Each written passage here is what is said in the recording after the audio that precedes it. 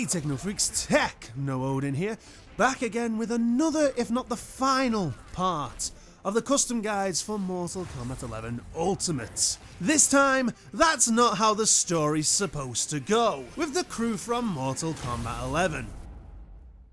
Now I will say we do have two characters here from previous games, but seeing as they were kind of lost to Netherrealm, I'm going to class them as part of this game, including Aftermath. Because, well, both characters are completely removed from their original counterparts. Since none of these characters were playable in the story mode, we'll go with order of appearance.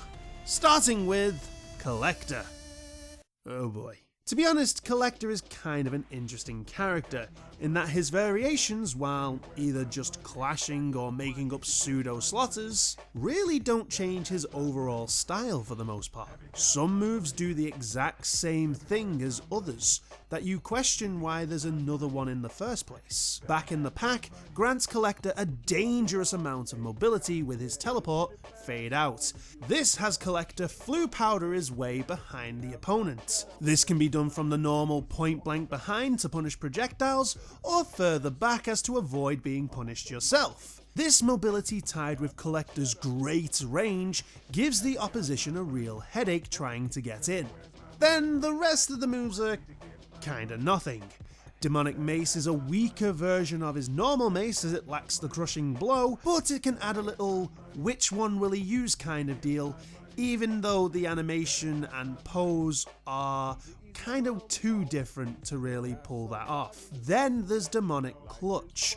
A much better move overall. It's a true command grab, has interesting tick throws, and has an easy enough to land crushing blow on paper, punishing wake up rolls. And doing so will lead to a full combo. My only real complaint is Kollector is not an in-your-face character. Hell, one of his tick throws defeats the purpose of its tick throwiness, as it's meant for ranged poking, and in turn you will whiff the command grab if it's blocked at its max range. Still, it's a great combo ender, and the pros do outweigh the cons, so definitely it's an option if kind of a weird one.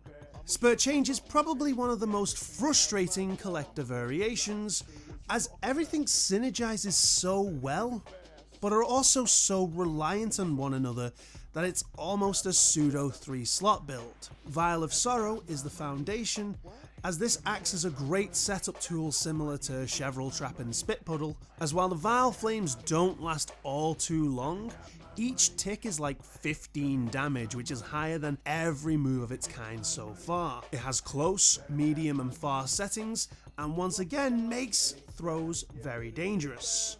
Bag Bomb is a more projectile move with its normal and far settings, and while on its own it isn't anything special, just like High School Chemistry, if we mix Bag Bomb and the open flames of Vial of Sorrow, you get a chemical reaction that launches the opponent up into the air. Now unfortunately this is only the floor-based fire.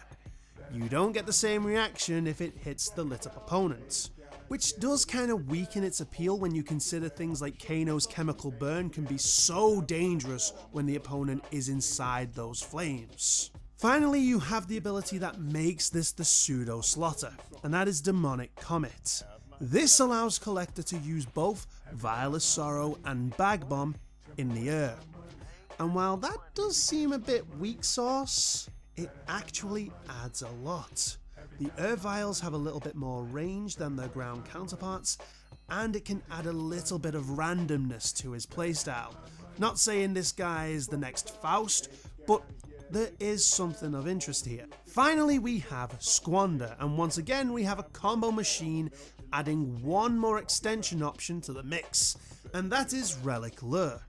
Replacing the ability Relic Absorb, Relic Lure pulls the opponent in before knocking them to the floor. When amplified, this will launch the opponent up for a combo. This move is also Kollector's Armor Breaker, and with Kollector not really needing meter to initiate combos, hitting an amplified Relic Lure off a breakaway is a good option. Finally, we have War Quoit Toss. This replaces Damned Bowler and does exactly the same thing as Damned Bowler. Both are projectiles that when amplified will set up a combo extension. And this is what I meant before about not really changing Kollector's playstyle. Literally any combo that works with Damned Bowler will effectively work with War Quoit Toss. In fact, I think War Quoit Toss is actually a vast improvement, as while it may not have the ability to hold for mind games and cancel itself as the bowler does, the damage scaling alone is enough to warrant a replacement.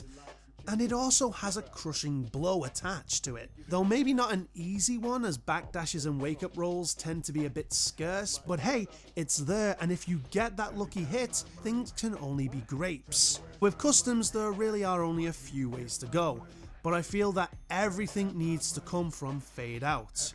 That teleport adds way too much goodness to Kollector's game. Then it's a pick your poison kind of deal. You want the armor break? Go for Relic Lore. You want that zany damage over time setups? Vile and Demonic Comic will be really crazy. But really the strongest setup for me is Fade Out, War Quoit Toss, and Vial of Sorrow. This is pretty much your everything. This is probably the best in slot. You have that mobility, that better damage scaling, and you have a great setup for wake up pressure. But if you're more into that give me that damage now and you like yourself some command grabs, swap the Vial for Demonic Clutch. But either way, this is the catalyst that will make your opponent want to file their taxes early. Oh come on, we can do better than that! Next, pretty much on a technicality, we have Geras. And Geras is another character who's primarily consisting of two slotted ability moves that either replace each other or abilities that are straight up banned. And in the end we are left with a trickle of sand in an hourglass. New Era offers Geras a crazy way to mix up that pressure with stepping it back. This ability gives Geras a somewhat do-over of his initial basic attack. Well, all except the uppercut and sweep. And depending on the attack you used, can keep Geras on the offense and in a better spot than he was before. Now this doesn't make you invincible, so a flawless block follow-up will just eat you alive, but who gets those? In all seriousness, it's an okay move, but for 2 slots, which it very so needs to be, and the fact that it uses offense meter instead of defense meter, nah, it's just not worth it. Then we have Sand Pillar, a much better tool for your price. This gives Geras a cheeky space control tool that doubles up as a setup tool. It has 4 ranges: close, normal, far and very far, and when amplified, Geras will put a timer on its activation. That when the hourglass finally disappears... Nope! This is the setup tool that, while slow, does have that little level of protection. As unlike other setup tools of its kind, this won't disappear when Geras is hit, meaning the opponent can't just wake up and maybe go for a throw. They have to get away from that pillar. Even better, you can still use the pillar while the timer is counting down, so you don't really lose anything. And this is great because one problem with Geras is he lacks a projectile, so having all this space control and anti-air inside this character is very well needed. Next is Infinite Warden, and this was the go-to variation because of the easy combos you can get thanks to Bed of Spikes. This replaces Geras' command grab Titan Tackle for a more gotcha grab style where Geras goes all MK3 Shang Tsung and conjures up a Bed of Spikes. What else were you thinking it's gonna be? When amplified, Geras will create a sand portal that will teleport the opponent and have them fall through the air, allowing for combo extensions, which if you want, you can finish with better spikes again for that full circle of life kind of bullshit. Next we have Quicksand, and this move replaces Sand Trap, in the effect that they both do the exact same damn thing. Both Sand Trap and Quicksand are Geras' armor breakers. Both have crushing blows for said armor break. The only difference is that the initial requirements for Sand Trap requires the opponent to block high, while Quicksand requires the move to have missed twice in a row. So both are sort of on par with the requirements in level of difficulty, but you'd probably give Quicksand the go-to because it's easier to miss something than have them block high.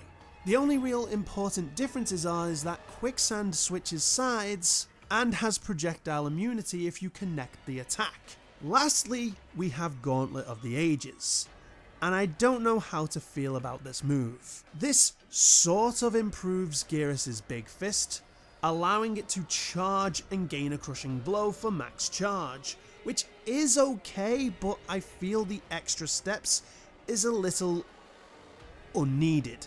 It's not a bad option, it's just one I feel is very inferior to some of his other abilities. Finally, we have Eternal, and this is eternally his worst option, and one of the worst variations I have ever seen. Sure, it's okay on paper, but in reality the only good option is Sam Simulacrum. This is a teleport move with a twist, as Geras will create a sand copy of himself in one of the 4 ranges: close, normal, far, very far, and if or when Geras wants to teleport, all he needs to do is input the move again and there we go. The big difference is you can also amplify this move so that instead of teleporting, Geras will detonate his copy, causing decent damage and knocking the opponent into the air. This is a great move, adding more space control and that little level of mobility in mind games. And it is completely let down by another 2 slotter in reverse time. This is basically Tracer's recall ability from Overwatch, allowing Geras to send himself back through time to a fixed point on the field. Really, it's a glorified breakaway, as it costs 2 defense bars to do, and if you have the right timing you can quash the opponent's offense and slip to safety. Only it's not as good as a breakaway, as it needs a much longer gap in the offense to pull off, where breakaways only need the slightest pause in the momentum. As an example, you can break away from Sub-Zero's slide amplify the moment the slide hits you, but you can't reverse time, so really it's not great. Sure, you can use it on offense, but I can't really see why you would spend 2 bars of defense meter to get out of dodge off your own turn. Just no. Now once again, coming to customs, Geras is running very thin on options, but also we have a pick what you feel kind of thing. Realistically, his gameplay doesn't change all that much with most of his move replacements, but I will say you can't have Bed of Spikes and Sand Simulacrum as an option because that is banned.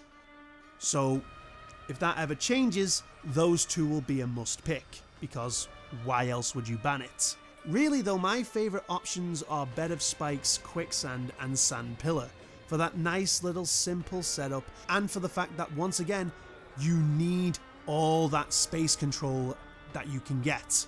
But for a more crazy play, replace Sand Pillars with Shifting Sands. This bloody move that was almost swept under the rug effectively makes it extremely hard for the opponent to move around when inside it, giving Geras a more controlled field of play.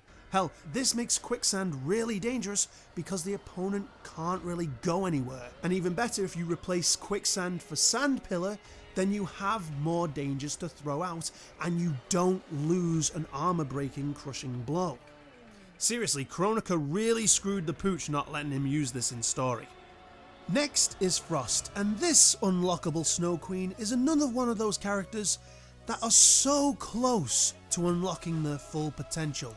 Frostbite is primarily a more zoning based build, utilising space control and setup pressure to get the job done via the 2 slot ability Cryogenic Crown.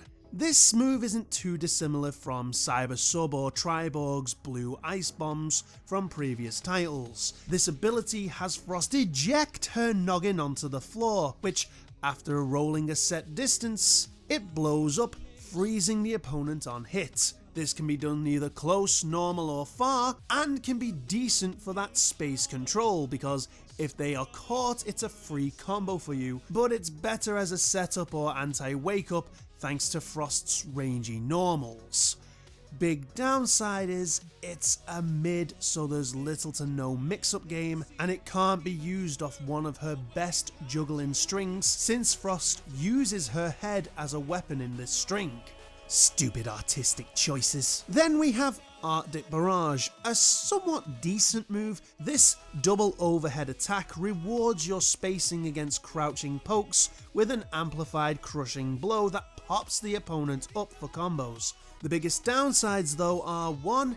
It's one of the only crouching crushers to not have immunity to crouch attacks, and 2. That startup is way too slow, meaning you are more than likely going to eat that poke you are trying so hard to punish. And yeah, because of the speed, it's also a hindrance in the corner. So because of that, it's a no. There is a way better move for Frost in that back forward 4 category. Next we have Ice Machine, and this was Frost's go-to variation when the game released. And why not? It's an easy rush-in and combos for days kind of build. Microburst is Frost's equivalent to Subby's Ice Ball. Only 2 key differences. 1, it's an explosive wave attack, and 2, you need bar to get the freezy off. Still, it can lead to some decent, if not heavily scaled, unbreakable damage. I think its only big flaw is that amplified part.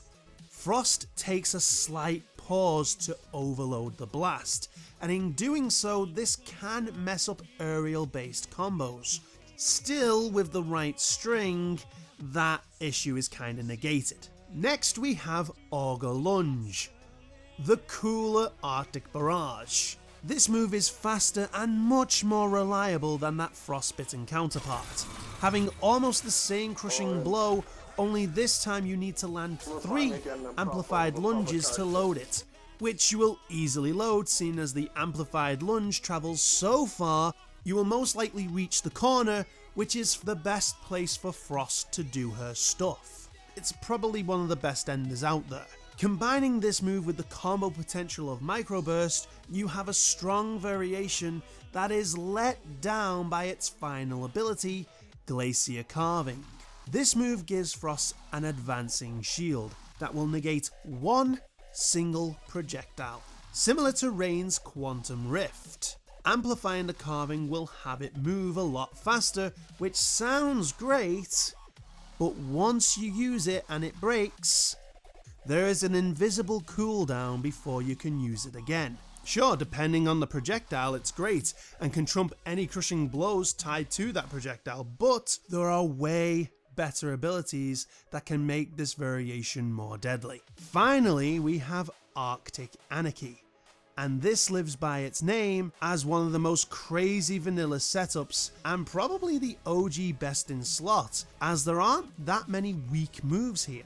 Ice Auger is a strong projectile that I like to refer to as the Gadoken to Subby's Ice Ball. The max range is just outside the default range, which it has a crushing blow for landing there. This keeps the opponent in place for a moment, and if it was any other character, it wouldn't really do anything. But because of Frost's long pokes, it can be a full combo.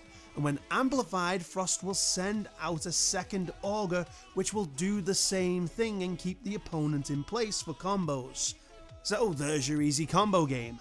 Our next little gem is Core Overload, and normally this would be the ability that lets the variation down, as when used, all it does is boost your core based attacks, which there are only 3 variants of, and it's removed if you are hit or if you throw the opponent, which is really weird.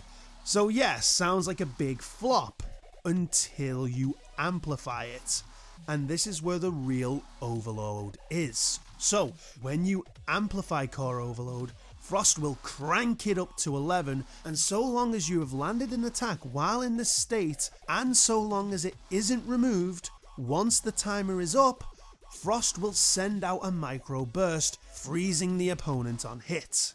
Now, the biggest issue here is comboing into the damn thing, as the timer is really long and there is no combo Frost has in this variation that lasts long enough to pull it off. But if you do get things right, you have a dangerous setup play on your hands. Then finally there's Ice Quake, another dive kick style move, but this one is probably one of the best. Sure, on block it's death, but most dive kicks are. No, what is so good about this move is its range is deceptive, as it's also counted as a slide. Yep, if Frost doesn't land a dive kick and whiffs, she goes straight into a low slide. This is what sets it as a decent move and keeps this variation as the initial best in slot for me. But I know we can do better, and that's what we shall do. So we have many routes, but most of them stem from mixing around Ice Machine and Arctic Anarchy, as these are the better variations. Personally, Core Overload is a must. If you can set it up and know how many hits in your combo you need to land it, you're always going to be golden. Then it's mixing and matching Microburst, Ice Auger, and Auger Lunge. Microburst for the easy combo game, but it does kind of clash with Overload because you can't double freeze, but dropping the combo and using the blaster's pressure works well. Ice Auger obviously works way better with Core because of no freeze, but this also works well with Microburst 2 for easy crushing blows. Then with Auger Lunge we have some good factors, the animation length, the carry capability, and the range because you can quickly close in the distance. This makes the drop kind of in your favour. One, if you set up and they respect the lunge, the burst should keep you safe or even put you both in neutral. If they get caught, the animation will keep them in for the freeze. Seriously, we have some decent setups here that will prove that the cold never bothered you anyway. Finishing up MK11, Cetrion is a character that once again, there really isn't much options to alter. Most of her abilities are 2 slots, or are already together, but we do have 1 or 2. Force of Nature is your straight up keep away mind games, throwing everything at you but the kitchen sink. Oh wait, there it goes. Earthquake is an interesting take on Jax's ground pound, and by interesting I mean absolutely f***ing bonkers. This ground pound is a search style attack, making it come out right under your opponent's feet. What's more, she does it twice. You know, that thing Jax and Jackie have to spend meter to do. The only downside to it would be that Cetrion is left wide open when she does it, and with great timing it's combosville for you. But that's where her ability to cancel it comes in. Yes, at the cost of defense meter, she can cancel during the first hit, to both get out of danger and add some mind games to the play. Then we have Shattering Boulder, which is sort of an upgrade or downgrade to Natural Barrier, depending on how you look at it. Upgrade because it becomes a space control tool with a better crushing blow requirement that just needs it to hit at the explosion's max range. So at any range, as long as that blast hits at its max range, you get the crushing blow. Downgrade because you are a smart cookie that knows that she has just lost one of her best goddamn tools in the game. Natural Barrier is everything to Cetrion. Projectile control, ranged pokes, safe block strings when amplified, and most importantly, unbreakable restand damage. That is absolutely your turn with a lot of pressure options, so yeah, absolute downgrade. Finally, we have Enhanced Boulder Bash, and this is another one of those enhancement abilities that really could have been a part of the vanilla move itself instead of wasting a slot. This allows Cetrion to delay her Boulder Bash and bouncing boulder moves by holding down the button. If you press up while delaying either move, Cetrion will cancel the boulder at the cost of defense meter. If you hold the away button while releasing Boulder Bash, Cetrion will actually do Boulder Bounce, and vice versa with Boulder Bounce if you hold the forward button. This does make the boulders that little more dangerous, as by delaying them, you're messing with the flow or rhythm that the opponent would be used to, and you are cancelling that action to change plans or remove an opening. And having the ability to go into one attack from the other can save face if the opponent catches you that little off guard, but to be honest, the boulders themselves are that lackluster that these enhancements really just make them average at best. The startup has always been too slow for any real zoning potential, especially compared to her other vanilla moves. And while that crushing blow is decent, there is no real incentive for the opponent to ever jump a boulder when a majority of the characters can just teleport. Hell, most Cetrion players hardly ever use the boulders. Even Dragon. Honestly, this move would probably have been more at home in something like Injustice 2, but here, it's a bit of a waste. Our next variation, Spring Cleaning, however, is a lot better, adding something wonderful to our little zoner, a teleport and more combo options. As we stated in the Scarlet Guide, nothing is more dangerous than a zoner that can just right to you after keeping you away. And with H2 ports, you get everything Scarlet had and a bag of chips. Safe to say this is a more fluid version of Bloodport. It has the same motion and functions for defense meter, having the in front, behind, far behind and on the spot ranges, but you can also do everything I've just said in the air. This gives Cetrion the best teleport in the game, able to be done from anywhere she feels. Then she has the Geyser, a powerful ender/combo extension tool that doubles as a space control tool, effectively pissing all over Shattering Boulder. It's quite unsafe on block, has a really situational crushing blow, but the fact that it has 4 ranges and its ability to extend combos when amplified well makes up for that. My only complaint is that it's 2 slots, but it's one I can understand. She already has a combo extension tool in her normal kit, and adding this variation alongside something on the lines of Earthquake would be effectively busted. Finally, we have Born Again, and this variation is one great move let down by Wonder Woman bullshit. Deadly Winds, or Let It Rip Beyblade if you will, is our Elder Goddess's armor breaker that also doubles as a projectile. Now don't get your hopes up, it's only the teeny tiny T-Rex jab that breaks the armor, and other than that, there isn't much to it. No crushing blow, no damage boost, and I can already tell you're looking for the great move I was talking about. No, what makes this so great is that it restands the opponent, and when amplified, keeps things your turn. Even better, it's safe on block with pushback to make things almost neutral, and when amped, it's more or less plus on block, so it's just primed for the spammage. Then the whole thing is let down by Conflux of Elements, or as I like to call it, the RNG zone. This is basically Wonder Woman's trait in Injustice 2, where Cetrion will create a small area of effect zone with one random effect tied to whatever element.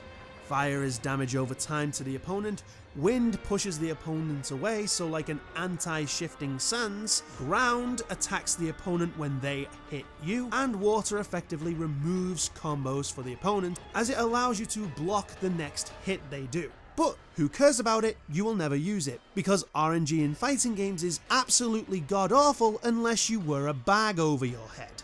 So what we have is a character who already has a tried and true variation that really you cannot improve. Spring Cleaning can't be made better, as Deadly Winds conflicts with Geyser and anything else really wouldn't add anything. So really all we can do is try to combine the best one slot moves from each variation to make one super god. So that's what we're gonna do. We add Earthquake for that space control, H2 port for that you can't run and nowhere is safe, and finally Deadly Winds for that everything I do will be safe.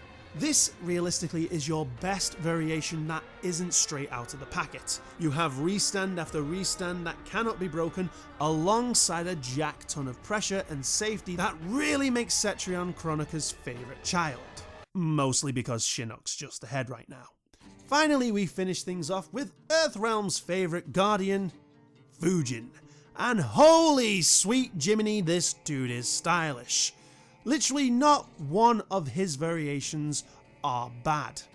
Each have their own path and each path can be improved on. Downburst is effectively supposed to be baby's first Fujin if that baby was highly ranked in Mensa, as it roughly gives you a well-rounded Fujin with a basic yet highly precision-based combo route. Twister upgrades Fujin's Tornado, allowing it to be amplified for easier combo conversion.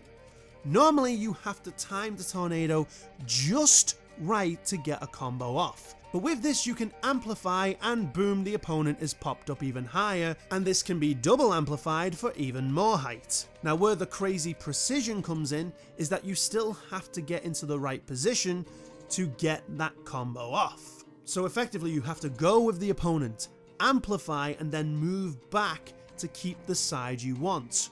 Accompanying this powerhouse is Arsenal, another ability that modifies the tornado, allowing it to be performed in the air. But that isn't all this ability is about. No, it allows Fujin to use his armor-breaking wind kick in the air too. This is great for that air-to-air conversion, granting you a lot of damage conversion quite easily. Finally, we have Divine Wind, a move that sounds way cooler than it actually is. This move allows Fujin to hover in the air for a short amount of time. That's it. Well, there's obviously more to the move. It acts like a hop, thus allows the use of hop attacks in your combos, and it can be cancelled by double tapping down. But this is not safe. So yeah, really its main reason for existing is so that his hop punch can load its crushing blow once you hover long enough. Which, as we know, I hate these kind of moves, and if you haven't seen part 5 of my guide series, I would say go do so, it's grapes, as I go into great detail why I hate these kind of abilities. And I would say it would be a complete waste of a slot if Arsenal didn't lift it up by synergizing so well that you can use Tornado and Wing Kick out of it, which does boost its viability to just average. Now Cloudwalker takes Mentor Baby's first Fujin and throws it in the bin, takes the bin to the landfill, sets fire to the landfill and dances around the burning remains while making you do military drills to the Spice Girls played in reverse. I honestly haven't come across a character with such a complexity spike. Tornado reverts to its precision is key state, and we are now blessed or cursed, however you want to look at it, with Skywalker. If you like stylish restand combos and powerful mobility tools, then you are blessed. If you hate the idea of being picture perfect and performing the fighting game equivalent of Through Fire and Flames by Dragon Force on Guitar Hero 3, then ye be most definitely cursed. I am not lying here when I say I haven't had a blister on my thumb playing a fighting game since Dragon Ball Z Ultimate Battle 22. Learning Fujin's Skywalker combos came the closest to actually giving me one. But I digress. Skywalker is an air mobility move almost similar to Jackie's bounce, but you have no control of where you go. You do the motion and Fujin will waka all the way from one side of the screen to the other. Full screen to full screen. Now you can choose to cancel at any time at the cost of 1 defense bar, and Fujin has some offensive options while in the waka. Oh my god, it's a stance move! Pressing 1 will have Fujin do the flying sword stabby thing he does in one of his intros. When amplified, Fujin will show off his fancy swordplay, dealing more damage. Pressing 3 will have Fujin perform a Kung Lao-esque dive kick, which isn't much, but when you amplify it, Fujin will give the old double knees that, if you have whacked at least 2 steps, will load up a crushing blow that either begins or extends combos. But that's not all. When you amplify the waka, Fujin will become a living tornado that will knock the opponent up into the air on hit. If you catch them in front, you can get about 3 full hits before you run out of air. If you catch them late, you will get 2 hits and fly past them, leaving yourself open. But all this does is add a sort of aura to your waka. It's not a committed attack, it's more of a passive effect, meaning Fujin is able to do anything he can do during his normal waka, including cancelling the stance.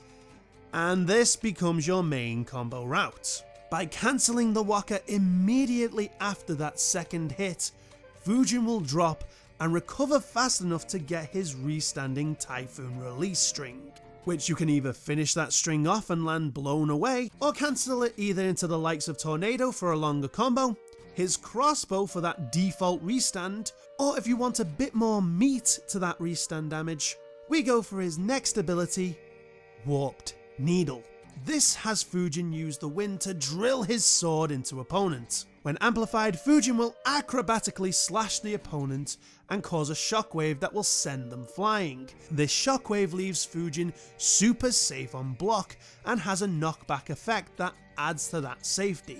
The big downside is the amplified slash has a flawless gap, and Warp Needle itself replaces Wind Kick, which if you weigh it up, I don't feel is all that great. You're trading an anti-breakaway slash fatal blow move that has both great range and stage carry potential for a little more damage to a combo that you can already do.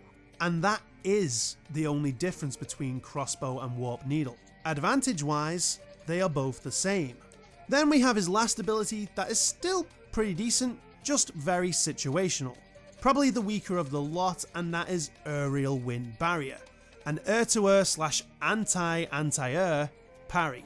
By pressing the throw button in the air, Fujin will create a wall of wind in front of him that acts more like Kotal's parry, as in there's no punishing automatic attack, like say Liu Kang or Scarlet.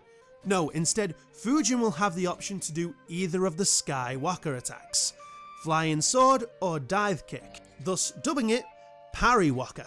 And the reason I say anti-anti-air is that if you were to hold the down button as you go for the parry, Fujin will aim the parry downwards, parrying any normal attack that would hit you out of the sky.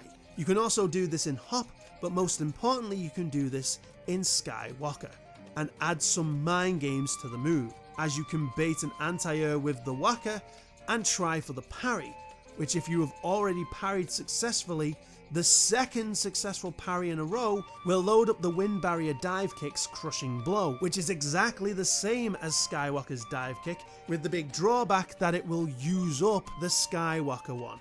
So yeah, keep that in mind.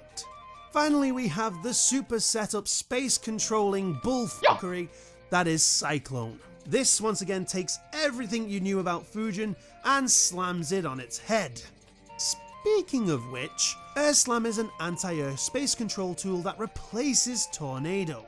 This can be done close, normal, far, and the always welcome very far, and leaves you with a lot of hit advantage to do whatever the hell you want. When amplified, Fujin will spin the opponent right round baby, right round like a record baby, before slamming that record down like that hipster douchebag you remember from Uni's LP collection that day his girlfriend found out about what he did with Sally. This spin and drop has a wee bit of hang time, wee enough for you to time your whisked away string and get that meaty crushing blow, though the opponent can break away either before the amp or just as they come back onto the screen, thus throwing off your rhythm. The only real downside, which is also its biggest downside, is that the move is strictly anti-air. Thus there aren't many ways to pull this move off when you're on the offense.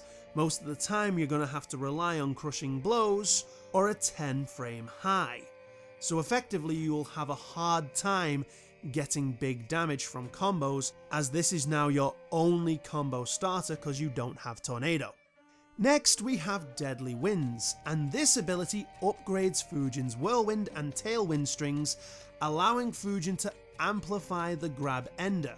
Sadly, this isn't the likes of the amplified Kano grab, as we don't get a pop-up. Instead, Fujin will bring his sword out and let the opponent get a little more intimate with it, before deciding that's too intimate and kicking them away to the other side like the move normally does. If stating it wasn't clear enough, this is not a combo Fujin. This is an odd zoney Fujin, using normal strings and these space heavy specials to keep the opponent at bay. And none speak truer to this than our final ability, Wind Push. This replaces Fujin's crossbow with what it says on the tin, a gust of wind that pushes the enemy back. It has 3 ranges, close, normal and far, and loads up a crushing blow to your amplified version if you have landed all 3 attacks in sequence. Doesn't really matter what order you start from, but for example purposes you have to land close, normal and far and amplify that last hit. It's a bit odd, but this move is all kinds of messed up, mainly for the fact that normally it deals no freaking damage. Only the amplified hits deals 60 damage, which I guess is fine because it's just so freaking fast. So when it comes to custom variations here, where do we go? All three are pretty strong in some way, and the style changes are so vast. How do we find a catalyst here? Well, there is one thing that stands out. Now, we've combined moves from different variations all the time, and that one change is usually the trick. Grenade launcher for upgraded Jackie, shake for Warlock Shang Tsung. Hell, just adding something like low hook grab to Cabal can be a big difference. But nothing, and I mean nothing, can turn a somewhat complex character into almost brain dead, like Skywalker and Arsenal. To bring it back, this combination is like playing through Fire and Flames on autopilot. No longer do you have to cancel the Walker, and no longer do you have to switch sides. By just going from Amped Walker into Aerial Tornado on that second hit, you get the easiest combos in Fujin's move pool without the cost of defense. Now, you still have to move Fujin around, we can't get too brain dead here. But lo and behold, we squeeze that little more damage into our restand combos, and then it's add whatever you want. Warp Needle for even more damage to that restand, Wind Barrier to keep the opponent guessing, hell, even Deadly Winds can work. But to be honest, there is an unused move that I really like, and that is Pressure Bomb. It's stupidly slow. It doesn't have much range, but it's a powerful pressure tool, and will give you a full combo on hit.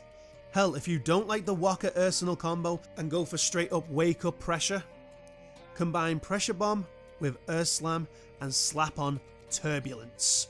This is another shifting sands like move that makes it harder for the opponent to move around in. But what's really great about it is that once you amplify the Earth Slam and the opponent goes off screen, you can set this move up, and by the time they land, you can shoot a crossbow bolt into it. And so long as you hold that button down, the bolt will fly around the turbulent zone and act like a little pressure tool.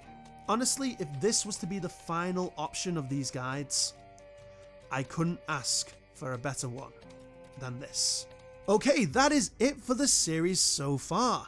If there's any more DLC characters to come out, then we'll be able to continue, but otherwise, this is officially it. Thank you all for sticking with me to the end, and if any of these guys have helped you in any way, you know what to do.